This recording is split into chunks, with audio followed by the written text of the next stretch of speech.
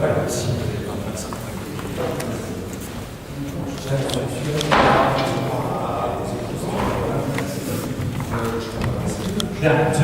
deux, trois petits mots d'introduction d'abord, parce qu'on revient en qualité d'invitant au même titre que les associations ici représentées. Monsieur le Oui, vous m'entendez? D'abord, bonsoir à tous. Je suis heureux d'être parmi vous aujourd'hui et d'être effectivement à l'origine de cette manifestation pour défendre contre ce projet faramineux de RTE, de ligne THT Avelin-Gavrelle. Alors, le Forum Environnement, c'était la peine de le présenter, tout le monde connaît le Forum Environnement, ça fait notre 23e année de durée. Par contre, cette ligne passe également dans le PNL, et vous avez une association du PNL, représentée par Jean-Marie Thibault, une association RPEL 59. C'est une association de Tourmidi, et vous avez des associations également à Monzon-Pével et à Faubourg. Vous avez également Pierre Rose parmi nous. Pierre Rose, c'est le membre honoraire, il n'aime pas qu'on lui dise président, membre honoraire du collectif anti-THT. Et nous avons notre éminent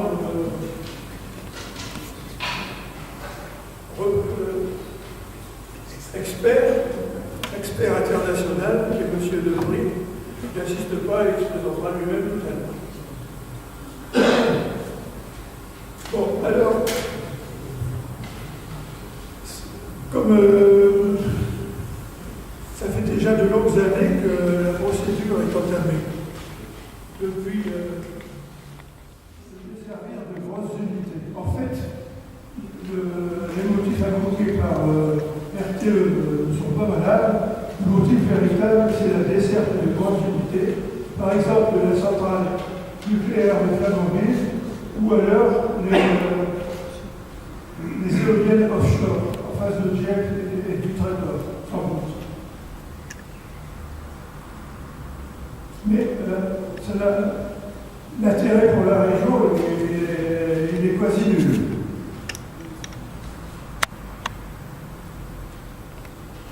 Alors, maintenant, va se présenter cette procédure, c'est-à-dire l'enquête d'utilité publique qui aura lieu du 11 avril au 11 mai.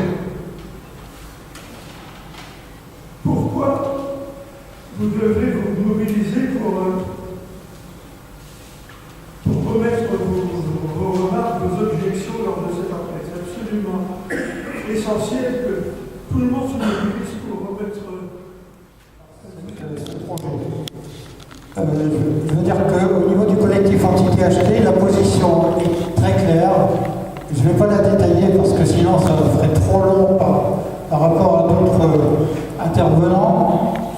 La position elle est de dire que la ligne ne sert à rien, elle est inutile, nuisible, imposée, climaticide. Donc par rapport à ces éléments, il y a beaucoup de choses qui ont été dites par Maurice, évidemment, c'est-à-dire qu'il n'y a pas d'opposition.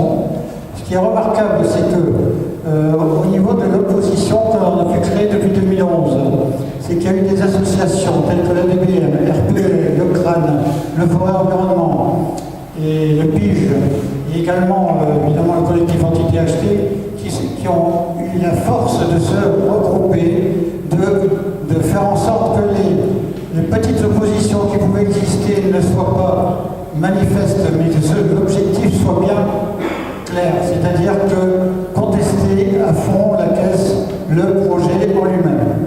Donc sur ce point, il y a un travail énorme qui a été fait, en particulier dans le PVL, et je tiens à le signaler parce que c'est remarquable le travail qui a pu être fait en direction en particulier des habitants.